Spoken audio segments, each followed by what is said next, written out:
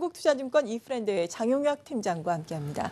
어서 오세요. 네, 안녕하세요. 네, 지수는 물론 크게 움직이지는 않지만 그래도 시장에서는 기대감이 좀 팽배한 상황입니다. 일단 대외적인 변수를 보더라도 22회 통화정책회의가 끝났고 그리고 다음 주 이 9일부터는 또 양적 완화가 본격적으로 시행되지 않습니까? 네네. 이러한 점 어느 정도나 긍정적일까요? 네, 어제 22 통화정책회의가 기준금리 0.05% 동결하면서 끝냈죠. 네. 그런데 다음 주 월요일 9일서부터 뭐 이제까지 계속 얘기해 왔었던 매월 600억 유로 수준의 유로화 표시 채권, 뭐 국채를 포함하고 있죠. 그래서 그 부분의 매입을 시작한다. 이제 돈을 푼다라는 부분입니다. 네. 근데 요즘 이 방송에서 제가 지표 보여드린 거 뭐 기억하시겠습니다만 상당히 좋아지고 있어요. 미리 그렇죠. 선반영하고 있는 거거든요. 그래서 특히나 소매 판매 데이터가 굉장히 많이 올라오고 있다. 생각해 보세요. 이 디플레이션 환경이라는 게 소매 판매 데이터가 잘 나올래 잘 나올 수가 없거든요. 네. 지금 소비해야 되는 사람들 디플레이션 환경이면은 좀 지나면 물건값이 계속 빠지니까 뭐 지금 소비하겠습니까? 나중에 소비하죠. 구매를 좀 뒤로 미루는 효과를 가져올 거고 뭐 유통상이다. 내가 재고를 쌓고 있으면은 자고 일어나면 계속 물건값이 빠지면은 이제 평가 손이 잡히는데 그렇죠. 유통상들이 재고를 쌓겠습니까? 안 쌓죠. 디스타킹 시대였을 거고. 기업 오너 입장에서도 지금 투자하는 것보다 좀 지나서 투자하면은 투자비가 떨어질 수 있는 환경이 디플레이션이기 때문에 이런 지표 데이터들이 잘 나오기 어려워요. 그런데 요즘 나오고 있는 소매 판매 데이터, 특히 독일에서 나오고 있는 소매 판매 데이터 보시게 되면 상당히 좋거든요. 그래서 유로존에서는 상당 부분의 자신감을 보이고 있는 것으로 보여집니다. 네. 어제 이건 뭐지? 라는 생각이 들 정도의 발표도 있었는데 이 부분이에요. 이제까지 경제 성장률 전망치를 어떻게 제시했습니까? 지난번 제시한 것보다 낮춰서 보고 다음에 발표할 때는 또 이번 거보다 또 낮춰서 제시하고 안 좋았죠. 계속 하향하는 추세였는데 어제 ECB 드라기는 이렇게 얘기했어요. 올해 유로존 GDP 성장률 전망치가 기존 1%였는데 1.5%로 상향 조정했습니다. 예. 내년 성장률 전망치도 1.5%였는데 1.9%로 상향 조정했고요. 2017년도에는 GDP 성장률이 2.1%에 달할 거다라고 얘기하고 있어요. 제가 최근에 이런 코멘트 드렸었는데 자고 일어나면 미증시 보지 마라. 네. 어제 미증시 다우지수 기준으로 0.2% 정도 올랐는데 독일 닥스 1% 올랐습니다. 우리는 이제 돈이 풀리기 시작하는 유동성 효과가 나오고 있는 유로존 증시를 보는 게 맞다라는 부분에 대해서 다시 한번 말씀을 드려야 될 것 같습니다. 그런데 오늘 저녁에는 미증시를 좀 보셔야 될 것 같아요. 네, 고용지표. 네, 오늘 저녁 때 고용지표가 나오죠.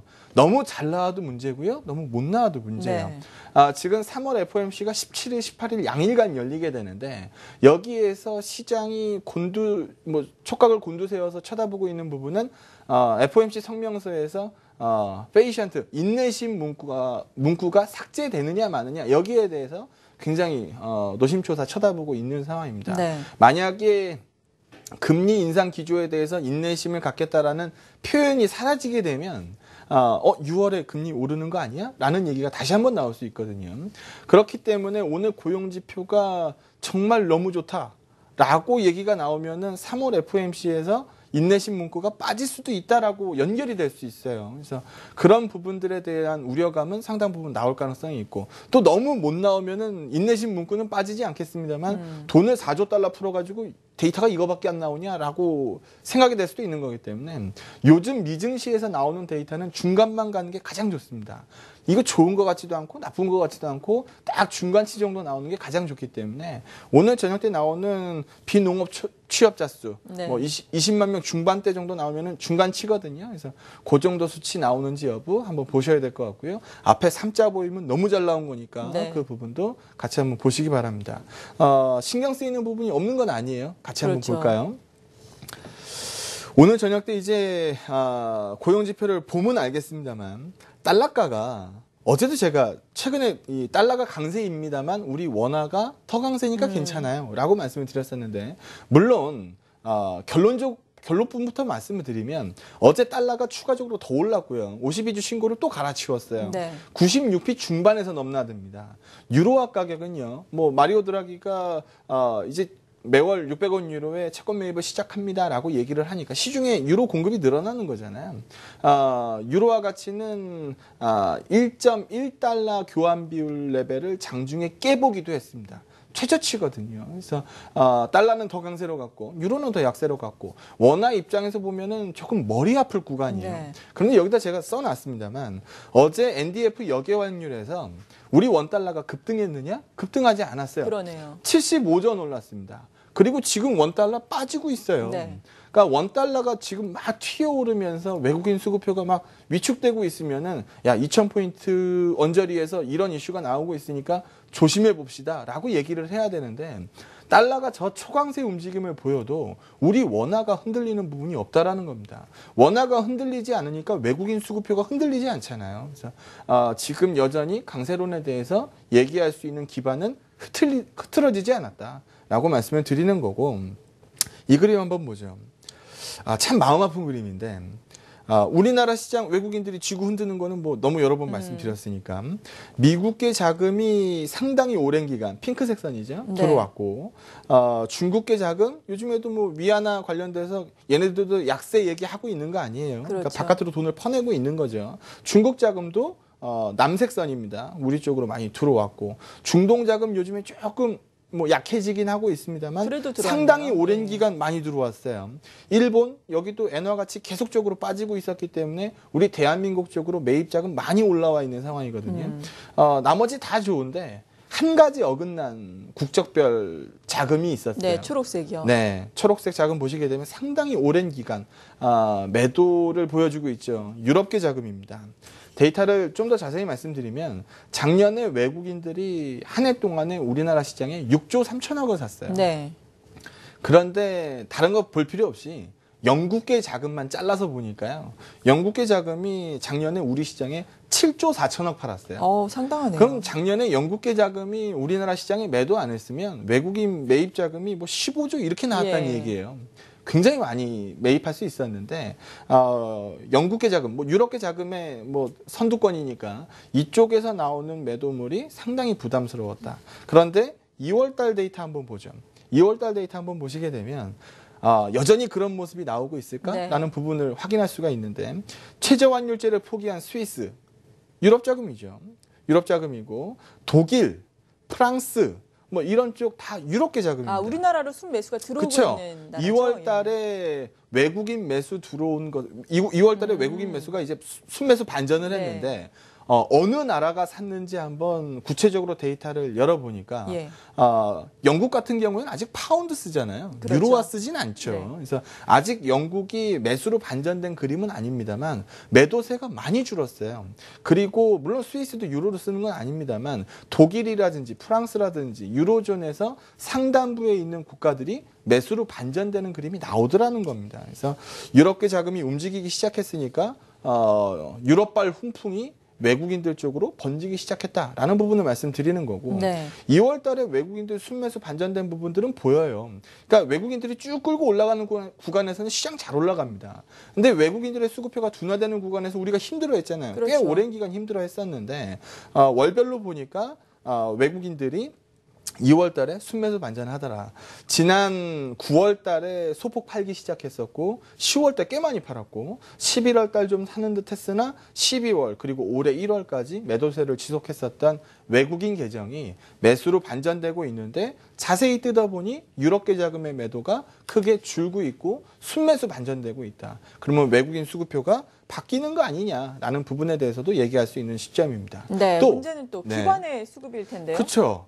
이게 예전 기억 한번 해보시면은 시장이 뭐 2,000포인트 이렇게 막 꿀럭꿀럭 되고 있으면은 매일같이 기사 나오던 게 개인 투자자들의 펀드 환매 맞아요. 이런 뉴스들 많이 나왔는데 요즘 2,000포인트에서 계속 꿀럭꿀럭 되는데 이런 뉴스 최근에 보신 적 있으신가요?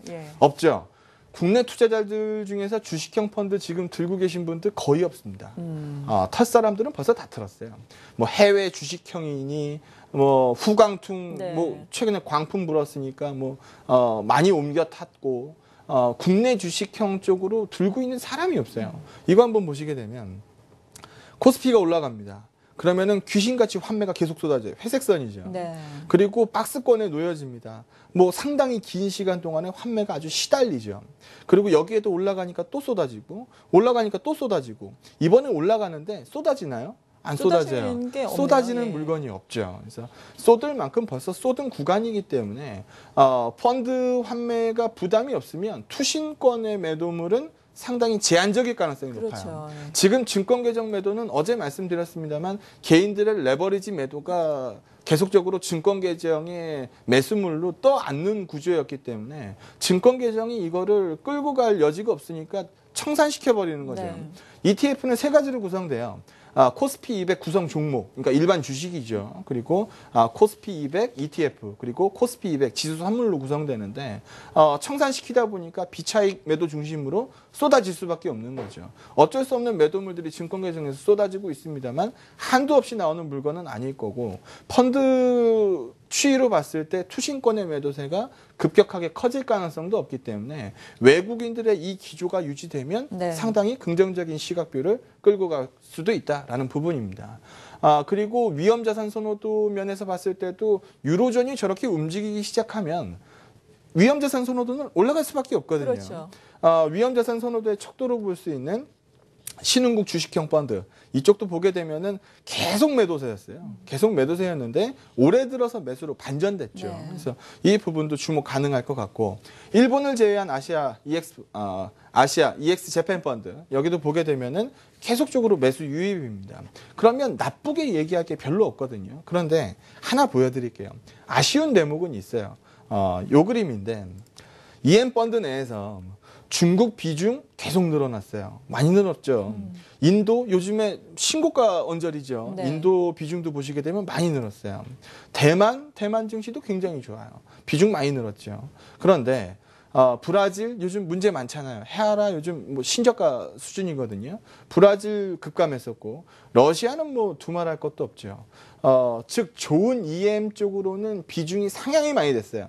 그러니까 나쁜 EM, 나쁜 이머징 마켓, 뭐 브라질이나 러시아 쪽에서 비중 줄어드는 거 인도나 중국이나 대만 쪽으로 흘러 들어간 겁니다. 이쪽에 대한민국 쪽으로 좀 흘러 들어오는 그림이 있었으면 참 좋았을 텐데 네. 여기서 보시는 것처럼 비중이 플랫이에요. 늘어난 게 없죠. 그러면 여기에서 이 부분이 조금 아쉽기는 합니다만 역발상으로 생각해 보면 다른 쪽들 이미 비중 급증하고 있을 때 우리 대한민국은 오랜 기간 눌려 있었어요. 다른 쪽들은 지금 신고가 레벨이거든요. 그러면 우리 대한민국 쪽으로 늦바람이 좀 분다라고 하면 한번 큰 폭에 점프할 수 있는 가능성도 상당 부분 있는 거 아니냐. 거래소 중심적으로 수급표가 두꺼워지고 있는 외국인 수급이기 때문에 방향성 논리는 딴 거 볼 필요 없어요. 네. 외국인 수급표 보면 되는 거거든요. 그래서 외국인 수급표가 분명히 다음 그림을 보기 시작했다. 지금 아쉬운 그림도 조금 있긴 했습니다만 전반적으로 우호적인 그림이 훨씬 더 많고 시장에 대해서 긍정론을 지속 못할 이유가 전혀 없다라고 말씀드리도록 하겠습니다. 네, 시장을 긍정적으로 볼 수 있는 대대적인 수급적인 환경에 대해서 쭉 분석을 해주셨습니다. 그리고 또 이야기를 안 나눠볼 수가 없는 네. 것이 중국의 양회 문제일 텐데 어제도 우리가 잠깐 이야기를 했듯이 중국에서 또 경제 성장률 목표치를 7% 안팎으로 잡았습니다. 네. 이에 따라서 또 경착륙에 대한 우려감이 들 수도 있고 반면에 또 그나마 7%까지 지키니까 또 경기 부양에 대한 기대감이 생길 수도 있는데 어느 쪽에 더 무게중심을 둬야 될까요? 어디면 경착륙이고 어디면 연착륙이에요. 그 기준은 그것도 또 애매할 수 없어요. 있죠. 그 예. 기준은 없는데 시장에서 중국 증시가 하락하는 것을 보고 야 이거 안 좋은 거야라고 얘기하는 사람들도 있고 그렇죠. 정말 안 좋았으면 고고 빠졌겠습니까? 뭐 박살 났겠죠. 네. 근데 그렇게 빠지는 그림 절대 아니었거든요. 그래서 어제도 제가 말씀드렸던 것처럼 중국이 성장 목표치를 7%로 제시한 건 사수 의지 7% 사수 의지면으로 봤을 때는 나쁘게만 볼 수 없다라고 말씀드리고 있습니다. 또 좀 더 사실적으로 말씀드리면 우리가 운이 참 좋았죠. 네.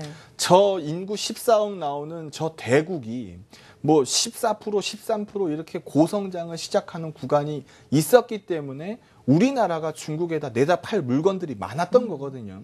중국 덕분에 우리가 잘 먹고 잘 사던 시절이 분명히 있었어요. 그런데 지금 요 표 한번 보시죠. 네.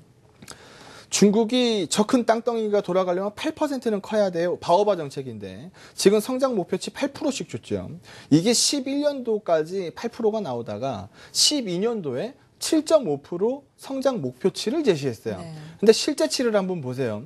8% 성장할게요 라고 얘기하고 9.4%, 10.4% 컸어요. 이게 11년도까지입니다. 12년도서부터는 7.5% 성장할게요. 실제치는 7.7%. 네. 이제 맞아 들어가는 거죠. 예전에는 실제치가 그 목표치에 비해서 월등 높았는데 그렇죠. 12년서부터는 목표치가 이제 많이 구체화된 거예요. 그러니까 의도적인 푸시업을 하지 않는 거죠. 7.5에 7.7, 7.5에 7.7, 작년 같은 경우에는 7.5에 7.4. 밑돌기 시작했어요. 그래서 이 부분으로 놓고 봤을 때 중국은 야, 요거 예전 같지 않다라는 생각 많이 했을 거고 이번에 성장 목표치를 7%로 제시한 건 7%도 달성 안 될 수 있어. 작년처럼 밑돌 수 있어. 라는 식으로 해석할 게 아니고 7%는 사수하겠다라는 의지가 크겠구나라고 해석하는 게 맞습니다. 그래서 7% 성장률을 사수하기 위해서 추가적으로 뭐 금리를 내린다든지 지준율을 더 내려준다라든지 이런 식의 조치가 따라올 수 있는 국면이기 때문에 이머징 증시가 좀 약해지면 중국 때문에 그래요라고 핑계댈 수 있는 사람들도 굉장히 많이 있겠습니다만 네. 중국 데이터 쪽은 불리하게만 해석할 수는 없다라는 쪽도 추가적으로 말씀드립니다. 네. 이렇게 대외적인 환경이 국내 증시 긍정적인 쪽으로 이렇게 형성이 되고 있는 가운데 대형주를 중심으로 한 투자 전략을 세우자라고 거듭 강조를 해주셨는데 네. 그중에서도 가장 대형주 가운데 또 못 가고 있는 낙폭화대한 자동차주에 관심을 갖자라는 의견이셨어요. 네. 자동차 뭐 대형주 하자면은 뭐 현대차도 있고 기아차도 있고 현대모비스도 있지 않습니까? 이들 종목군 중에 어떤 종목을 탑픽으로 꼽고 계신지 혹은 자동차 전반적으로 어떤 말씀을 추가로 해주고 싶으신지 궁금한데요. 일단 제가 연초에 현대모비스 쪽에 23만 원 밑은 도망갈 구간이 아니다라고 말씀드리고 나서 갑자기 지배구조 이슈가 땅 터졌죠. 네. 뭐 제가 귀신같이 맞춘 건 아니고요. 운이 좋게 맞아 들어갔어요. 네. 그리고 나서 이어간 게 아니고 완성차가 좀 약해지면서 모비스도 약해졌거든요. 그렇죠. 근데 옛날에 그 가격 레벨이 아니에요. 많이 올라와 있는 수준입니다. 그래서 모비스도 지속적으로 우호적으로 보고 있는 상황이고 네.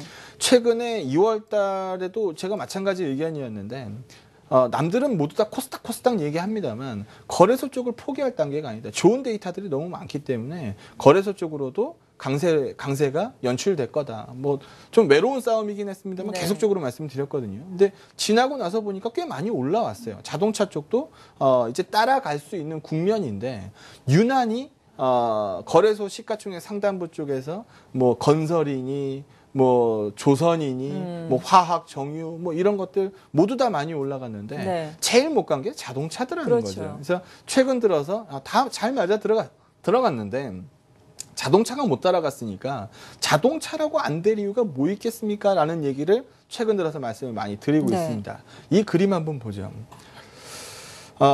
나라에 이바지하고 싶으면은 본인 돈으로 하시면 되는데 그러게요. 주주 돈으로 나라에 이바지를 하시고 나서 코스피에서 차지하는 현대차 그룹 4개사 그러니까 현대차, 기아차, 현대모비스 그리고 현대위아 여기에 시가총액 비중이 많이 내려왔어요. 네. 그러니까 박살이 난 거죠. 뭐 외국인들 비중도 뭐 머리털 나고 그런 얘기는 처음 들어본 애들이 많았을 테니까 우리 한국인도 그렇죠. 처음 들어봤는데 외국인들 오죽했겠습니까? 예. 그래서 패닉에 쌓인 거죠. 그래서 한동안 매도세가 많이 휩쓸려 나왔었고 최근에는 외국인들은 자동차를 사기 시작하고 있어요. 많이 사죠. 그런데 기관들은 수익률 게임에 목말라 있던 상황이기 때문에 여전히 자동차 쪽으로 매도가 두꺼웠었던 게 사실입니다. 그런데 최근에 기관 투자자들 쪽에서도 매도가 매수로 반전되고 있거든요. 네. 그러면 지금 어차피 3대 주체밖에 없으니까 외국인, 기관, 그리고 개인 투자자. 그러면 지금 팔고 있는 수급 주체는 누구일까요? 개인 투자자거든요. 지겨운 거예요. 오랜 기간 고생했고 나 저거 조금만 올라오면 팔아서 빨딱빨딱 움직이는 코스닥으로 가고 싶은 니즈가 개인 투자자들 쪽에서는 굉장히 많은 겁니다. 그러다 보니까 매도세가 털리고 있죠. 그런데 지금은 그렇게 볼 구간은 아니다. 대한민국 시장 쪽으로 외국인들이 방향성 논리를 확실하게 쥐고 올라오고 있는데 시가총액 넘버 2 그룹, 시가총액 넘버 2 기업인 현대차를 비우고 갈 가능성은 없거든요. 네. 삼성전자가 움직인 것도 그렇고 현대차 그룹이 움직인 것도 아니고 제가 최근에 이건 절대 우연이 아니다라고 말씀 계속해서 드리고 있으니까 주목해서 보셨으면 좋겠고요. 오늘도 환율 보면서 야, 뭐 환율이 뭐 이거 뜨뜻미지근한데 뭐 되겠어라고 말씀 많이 하십니다만 이 그림 하나 보여드릴게요. 우리 원달러가 20% 빠질 가능성이 있을까요, 없을까요? 지금 원달러 레벨에서 20%는 사실 상당한 네, 수준이잖아요. 그 가능성이 거의 없죠. 10%도 거의 가능성이 없는 것 같아요. 네. 그러니까 그렇다고 하면 우리 원달러가 20% 급등할 가능성은 있을까요, 없을까요? 근데 문제는 원달러 20% 급등하면 현대차의 EPS는 14% 좋아져요. 예. 수출주니까. 이거는 뭐 고려할 필요가 없는데 원달러가 20% 빠지고 10% 빠질 가능성 별로 없는데 10% 빠진다 하더라도 현대차가 EPS에서 손실나는 부분은 7%예요. 네. 별로 이제 환율 구간에 대해서 우려할 구간이 아니라는 거죠. 기아차는 현대차보다 좀 큰데 10% 원달러가 빠진다 하더라도 13% EPS가 줄어드는 것뿐입니다. 과거에는 우리 원달러 쭉 뭐 세 자릿수 간다라는 얘기까지 들을 정도로 계속해서 빠지는 원달러 레벨이었기 때문에 네. 현대차 그룹 쪽으로 뷰가 안 좋았던 게 사실인데 최근에는 원화가 상대적 강세를 유지하고 있는 거지 원달러가 뭐 계속적으로 밀리고 있는 그림은 아니거든요. 그래서 이 환율 구간도 거의 중립 이슈 이상으로 볼 수 있기 때문에 가장 못 따라간 시가총액 대형주를 꼽으라고 하면은 현대차 꼽을 수 있는 상황입니다. 그래서 여러 가지 퍼즐을 맞춰 본다 하더라도 불리한 구간은 아니다. 시장에 대한 강세론을 얘기하면서 현대차는 안 돼요 라고 얘기할 수 있는 근거가 부족하기 때문에 현대차 그룹에 대해서도 추가적인 강세 언급하도록 하겠습니다. 네, 잘 알겠습니다. 오늘 또 이렇게 많은 내용을 함께 했는데요. 주말에 강연회가 네. 있으시다고요? 네. 소개 좀 해주시죠. 오는 일요일 날 우리 한국투자증권 4층 대강당에서 네. 홀짝 박사 김문석 대표님과 함께 설명회를 진행을 합니다. 오후 1시서부터 4시까지 진행이 되니까요.